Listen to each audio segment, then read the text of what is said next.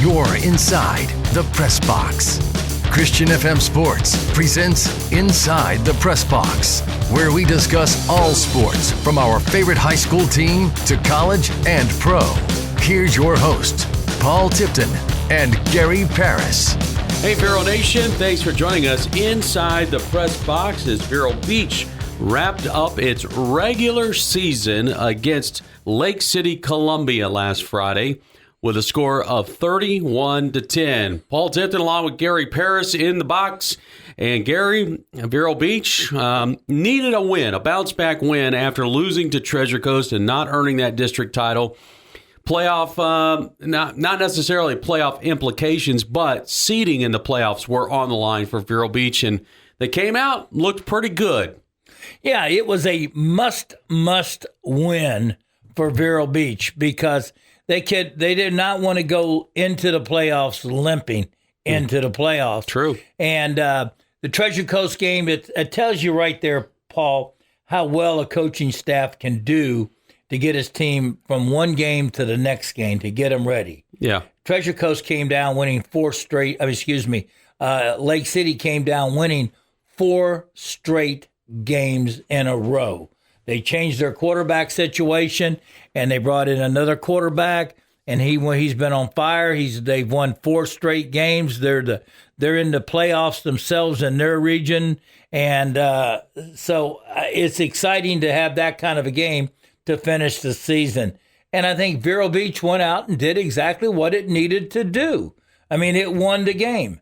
It was a game where, we scored when we had to. We had the opportunities. We took advantage of it. And sometimes it wasn't a real pretty situation out there at times, but we end up winning the game at the bottom line. And I think the score was, 31-10. Mm-hmm. Yeah, and I got to watch it up in Cincinnati, and I watched it on YouTube. And you and Matt did a great job. And it was when you watch it on TV, sometimes you don't get the feel for the game. Yeah. In other words, you're watching it and you're looking at it and you're seeing plays and all like that. But at the ebb and flow of a game, when you're there, out there in that stadium, you can feel that ebb and flow and the game itself. So it was a win, 31-10. You walk away, hey, we're ready now. We're going to move on to the first round of the playoffs. And it was such a good game, though. I mean, when I say good, some guys made some. Helsman got hurt. You brought in Osby, and Osby did a great job. Yeah, actually, it became a kind of a 1-2 punch between Octavian Osby and Josh Lancefort. Yes, and did a good job. And you know what? Honestly, I have to give credit where credit is due. The offensive line did a great job. Talk about a bounce-back game. The offensive line did not have its best game against Treasure Coast. Now, give some credit to the defensive line of Treasure Coast. They were tough to handle. But how about a bounce-back game for that offensive line? It was good. I mean, that's what I'm saying. You were able, when Hillsman, they took him out for precautions on a reason. I don't think it's serious reason he's injured or anything of that nature. But I think that when Osby comes in, Osby runs hard. Yeah. We've seen it. The guy leads it almost in touchdowns, the team in touchdowns on rushing. Yeah. He gets in that end zone. He came in, he didn't miss a beat. And I think a lot to do with that is the preparation by Ken Willis and his staff getting that group of guys ready, Pete DeLuke and Lance Roach, who helps on that also. They do a good job of that offensive line, getting them ready to play the game. And now you talk about putting pieces together and trying to patch up a line at times. When you have 2 or 3 guys have tried to play center because you needed a guard, or you get an injured when Santos goes out, when you've got to replace him. You find a spot, how to find a guy to do that. It's been a tough combination, and I give those coaches, they get my shout out because they've done a good job. Yeah, it was a well-rounded game for Vero Beach, and I love, I always hear in the back of my head, when you're not there, Gary, I always hear in the back of my head, take what's given to you. You know, that's one of your favorite sayings that you like to talk about. But it's true. It's such a true thing for the offense. A lot of times it's like, you know, you can just take what's given to you and you can move the ball. That's exactly what Vero Beach did. Look, Lake City, Columbia said, we're going to try to take away your passing game. So it opened up the run. And they started running the ball. And Osby just had a phenomenal game along with Lanceford. Osby almost had 100 yards on the game and 3 touchdowns, you know, and one of those was just an unbelievable 28-yard run. But, yeah, I mean, you know, defense did its job. I mean, Xbox with a couple of interceptions. I mean, Mark Reynolds had what looked to be like an 80-yard pick six. You know, they threw a flag, said somebody blocked behind the play or something like that. Maybe he did. I don't know. I haven't looked at the film on that. It was questionable. But, you know, again, defense did an unbelievable job. 4 interceptions on the night between Xbox, Amar Reynolds, and R.J. Jones. Defense, again, playing phenomenal. Well, you've been waiting for R.J. Jones to come back. Yeah. And he's back. Yeah. I mean, he's back. He came back with some hunger in him. You know Xbox is going to play some outstanding football. That young man, we've watched him from the time he was in 9th grade all the way through his senior year. He has done a fantastic job. And Amari Reynolds has been one of those guys that you just, like, you look out there and you say, wow, I'm glad he's on our side. Yeah, right. I'm glad, because the guy makes a great tackle. Yeah. He covers, knocks down passes, and as you said, he got an interception. So turnovers, we had a real plus side on that, and that's a big key to the game going in, especially to the playoffs. Yeah, I mean, look, if you're going to pick things apart as far as Vero Beach, I mean, look, there were a couple of drives where we stalled a little bit, had to punt the ball away, and, you know, obviously you want to try to clean some things up. Sometimes that was penalties that stalled the drive. Sometimes it was a turnover, whether it was an interception or a fumble. In fact, one of the fumbles was picked up and scored by Lake City. So, you know, there's a few things that, you know, obviously wasn't a perfect game. Some things that we've got to improve on and get ready as we head into the playoffs against Heritage. Well, and you're right. Now, the scoop and when they scooped and picked and scooped and ran the ball down the field, he picked that up and it was off to the races. But then our defense really kept them in check. Yeah, they gave up a field goal. That's it. I mean, 3 points, 10-7s on the offense. Mm-hmm. And that just shows you our defense is playing such great ball. I can't say enough about our defense. Our defense played great. Didn't do that bad a job against Treasure Coast. Mm-hmm. You know, we just couldn't capitalize on the turnovers we got. True. We could not capitalize. We couldn't move the ball. Yeah. We held them to 22 points, but most of those 22 points was a bad snap, a couple turnovers in good field position. Yeah. And so they were able to capitalize on it. So I thought our defense has been playing fantastic all year, because you can look at your running clock games. They shut teams down and gave us short porches. A lot of times during that first half of the year, Paul, you and I were looking at our stats. Well, we're not making 75-yard drives. Right. We're getting the ball on the other side of the line, the 50, on their back and on their side, and we're going in and capitalizing 25-yard runs, 35-yard plays, a 40-yard series of plays, and we go in and we score. That's because the defense is playing really outstanding football this year so far. Yeah, the defense, just looking at it, we only gave up like 75 yards of offense to Lake City, Columbia. And as you said, 3 points, really, because the other one was a defensive score on a scoop and score, 15-yarder by, I think it was Bolston, that picked that fumble up when Tyler got rocked there on the blind side. So, the defense has played lights out all year long, and it's going to take defensive effort. You know, the old adage is defense wins championships for you. And, you know, look, Vero's got a really solid defense heading into the playoffs. I like them. I like the way they're playing. I like the back. Everybody's healthy. The only one that's questionable is Bacon, and I'm not sure if he'll be back this year because he had tore hamstring muscle in that hamstring area, and so the question was, boy, do we miss him? But boy, you got other guys wanting to get in there and do a good job. Yeah. You know, the young man I really enjoyed watching the other day again was Bobby Burdick. The way he played. Yeah. He played with some reckless abandon out there at times when they brought him in. When you're rotating lines and you're rotating people in, you like to see how well your guys are do. And that some young players did a really good job. They sure did. All right, so that puts the cap on our regular season, Gary. And then, of course, over the weekend, we had to sit and wait and see. You know, Vero Beach going into the Lake City game was at the 6th spot in the bracket. And if things held true, if we stayed at that 6th spot, then most likely we'd be looking at playing DeLand. That was the kind of scenario that we're looking at. And, Vero Beach was, you got to play everybody no matter what. I mean, if you're going to get out of the bracket, you got to play the teams in front of you. But if you're trying to look at, like, what would be the best matchups for you, well, DeLand would not be the one you'd want to start out with because they're very similar to like a Treasure Coast offense and type of team. So we're thinking, okay, who else would we match up better with? And, we're kind of eyeing and thinking that, maybe like your University or either like possibly Heritage. Well, I think we all kind of got a bit of surprise on Sunday when the brackets came out and Vero, after the win over Lake City, jumps from 6 to number 4. I got to tell you, Gary, I was a little surprised. I thought maybe 5 was be about the best we would do. I did not anticipate 4. I didn't anticipate going past leaving 6 with the difference in the points they had from the week before. I had us playing DeLand. I really did have us playing DeLand.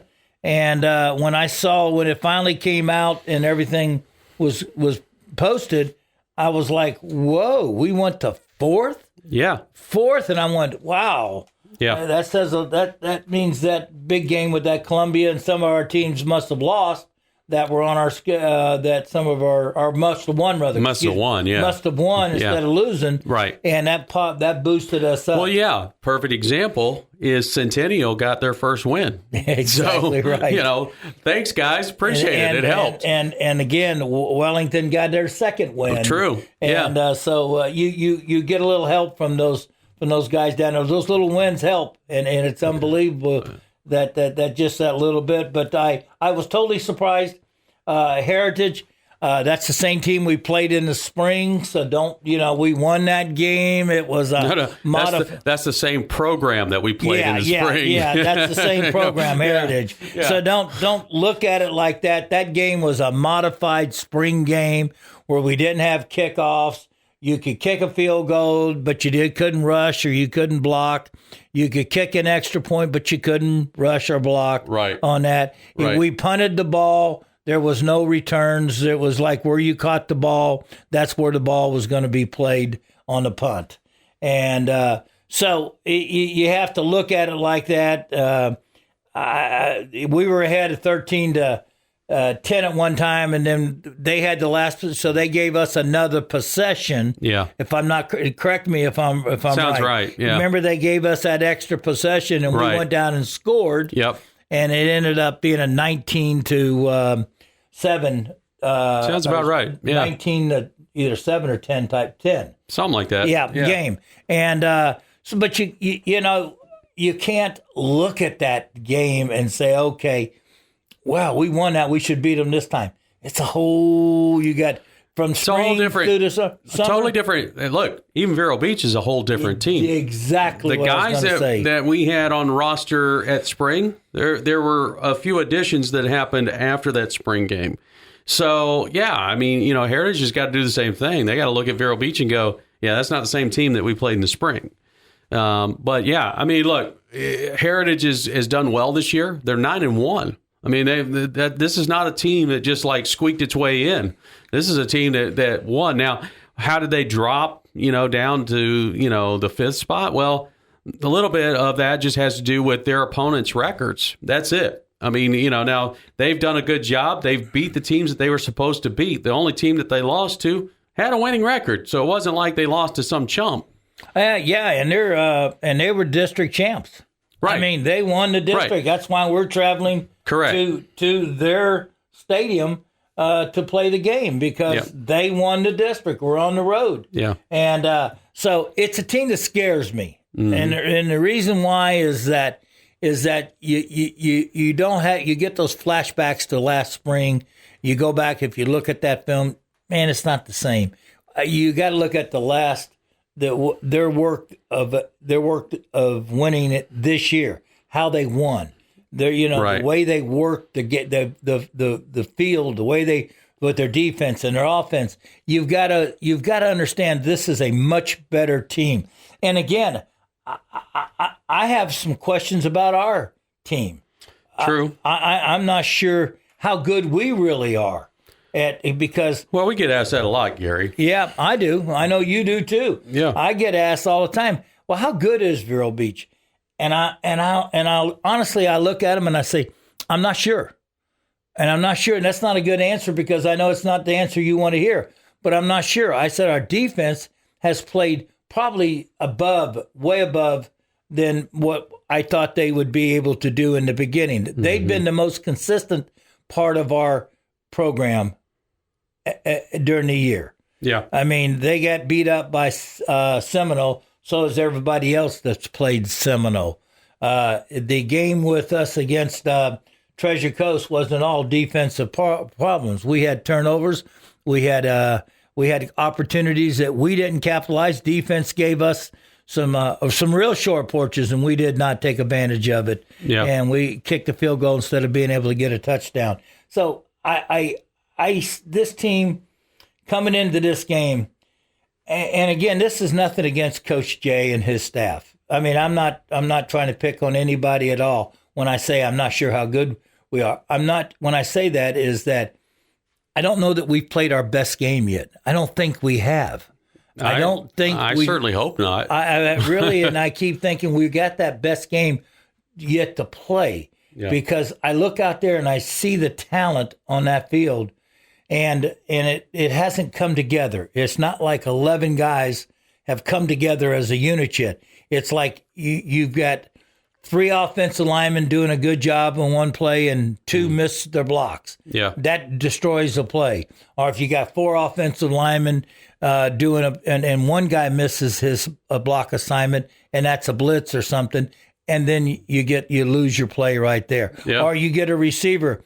We run the screens and the receiver over on the right side or left side forgets what he's supposed to do. He runs the wrong route. And we've done that several times. And you miss a block as a wide receiver. You go out and you miss your block and all of a sudden you're running a slip screen or the any kind of screen that we run out there, the solid screen and all like that. If you don't get the block, well, the play's not going to be that good. But we've got great athletes on our team. Yeah. A running game, we've got 2 great running backs. And Lansford looked good. He's a guy. I'm about to say, and we might have 3. 3 good running backs. And so I just haven't seen us play that complete game yet. And that's my opinion. That's nothing saying against anybody. I'm not picking on anybody. That's just my opinion. Well, what I'm looking at here, Gary, going back to against Heritage now, the matchup can be pretty interesting. So you got a senior quarterback for Heritage, Tenta, that has thrown 19 touchdowns, no interceptions. So that's the reason they're 9-1. Challenge for the defense. Challenge for our defense, who's been very opportunistic in the last several ball games. I mean, the last game alone, 4 interceptions. So, here you go. You're facing a defense that has a lot of takeaways, quite a bit. The other part of this, they're a well-balanced team, Gary. I mean, they've thrown for a little over 1,200 yards through the air, but they've also rushed for a little over 1,200 yards. And their leading running back is senior running back Benson, who's got 618 yards and 10 touchdowns. So they're pretty balanced, 19 through the air and 10 on the ground. Well, and again, that makes you do such a good job. You win the district. Mm-hmm. And it's you play who your schedule is. You have no choice. True. Some of these schedules are made up where you got a home and away. Home and away like we do with Wellington this year. Last year Wellington was in the playoffs. This year Wellington won 2 games. Right. We had no control over that. Right. Last year we had the strongest schedule in the area, one of the tops in the state. We had no control over that this year. I mean, the teams we played and the teams that were in the playoffs last year, a lot of them didn't make the playoffs this year. Yeah. So we were the benefit of a good play, and we were also unfortunate of the schedule they had this year when they weren't as strong as they were last year. So that's how we had a shot at winning the district. We did. We did. I mean, you can't take it away from Treasure Coast. They beat us, but we had our shot. Yep. And so that it is what it is. And again, Heritage won the games they had to win. Mm-hmm. They lost one, but they won the games they had to win, and that's why they're the district champ. That's why we're traveling there. But there's a reason, because they played good football throughout the year. Yeah, so it's going to be a battle, no doubt about it. This is where the part of the season where everybody is a good team. And so now it's going to be up to Vero Beach to see if they can put as Gary says, put a complete game together, get a win here, and move on to the next round. And, what does the next round possibly look like? Well, you got Treasure Coast and Osceola. That is Treasure Coast, the number 1 seed, and Osceola, the number 8 seed, are going to be playing each other down in Port St. Lucie on Friday night. If Treasure Coast wins that game, then obviously it's a rematch for Vero Beach in that district battle, and it would be back down in Port St. Lucie. If Osceola pulls the upset against Treasure Coast, well, then Vero Beach has potentially an opportunity to host a game here, because after the first round, it doesn't matter whether it's the highest ranked team. Yep. And so then as the 4 seed, Vero Beach would host Osceola back here at the Citrus Bowl. Correct me if I'm wrong, and a lot of times I am. Didn't Treasure Coast play Osceola earlier in the year? They did. They beat them. I think it was something like 22-8 or something like that. Yeah, like first or second game of the season, I think. Yeah. Now, I don't know the full story on Osceola, other than, last year when we played them, they had a very good player on the defense, John Walker, that's at UCF now, playing lights out there. Mm-hmm. But on the offensive side, they had a very talented sophomore running back, that's Swint, committed to UCF. That is committed to UCF. He's been injured most of the season. He got back a few weeks ago. So they're getting into their full stride again. So this is a different team, very much like we were talking about playing Heritage in the spring. This is a different team that Osceola faced against Treasure Coast. So, Treasure Coast obviously got to be looking at a little different situation than they did, the beginning of this season. You're right. And again, it's these little things that you're not aware of, or that all of a sudden, when you get your full team back, you play a different. You play different. You're healthy. Right. You've got these players, like the running back. I mean, that young man was a sophomore last year, and he was all state. I mean, he just totally dominated at his position. The guy averaged close to 200 yards a game. Number 1 sophomore in the country. Yeah. Yeah, and that's the difference of making back and getting a team together like that. So. It'll be fun to see the outcome of that game, Osceola and Treasure Coast, because it's not the same team they played back in the early part of the year. Totally. But obviously, we got to take care of business against Heritage. If we, the rest of it becomes irrelevant. Here are my keys. My keys are on defense is you cannot give up the big plays. Do not give them a chance to get big plays. The 40 yards, the 50-yard pass plays. Mm-hmm. You got to protect that. You've got to make them become almost one-dimensional. If you can take away any of the passing game and force them to become a running team, then you may have a better chance. Okay, 1 is to not to give up big plays. Okay. 2 is to be in position, be in assignment, know your assignment. You've got very talented running backs. You got a talented quarterback. He can run the ball himself. Mm-hmm. And so you've got to be able to keep assignment football so that you know where they all are and stay in your area. Do not try to do another man's job. You take care of your assignment, your position. 2, 3, put pressure on the quarterback. You got to get after the quarterback. Yeah. You're going to have to blitz. You're going to have to stunt. By stunts, I mean doing twist on the inside with the lineman. You've got to put pressure on that. If you can do that and force him to throw some interceptions, because he hasn't, but you make him throw some interceptions or pick him up and contain him and not allow him to run all over the place and pick up extra first downs, your defense then can hold them to minimize points. And when a team that's starting as hot as they are, if you can hold them to 10 points or 2 touchdowns, then you've done your job. Totally. Yeah. Offensively, you got to block up front. Linemen have got to do a good job of creating running holes and running lanes. We've got to be able to run outside the edges. We've got to be able to stretch the field and be able to get outside the edges with our speed. Mm-hmm. We've got to block on the screens. Linemen have got to get downfield. The receivers have got to help block on those screens. Success at Vero Beach is how well we run our screens. Yep. We're known for that. It's part of our program, and everybody knows it, but it's hard to stop it at times. And being able to hit the medium receivers on our passing game and not live for the bomb, but when the bomb is there, you got to hit it. Yeah. Okay? So you've got to block up. You got to block up front for the quarterback. 1. 2, you've got to block for the running game. And you've got to allow Hillsman Osby to have a really good game running the ball. And again, part of that is getting outside. And then when they do run inside, you've got to be able to create and lanes for them to be able to run. 3, our Tyler has got to play a complete game. He's got to be able to read the field. He's got to be able to see his progressions, and he's got to be able to get the ball out as quickly as possible, find his receivers, understand, make the right reads downfield. And if there's nothing there, he's a good runner, but I'd rather see him throw the ball and hand the ball off and win the game without him having to go about, I don't want him taking any hits or any shots. He can do it. He can run. He's a big boy, 6'2", 210 pounds, and he can lower his shoulder. But the more he can get the ball downfield, the better chance we have on winning the game. All right. Well, hope you're ready because Gary's ready.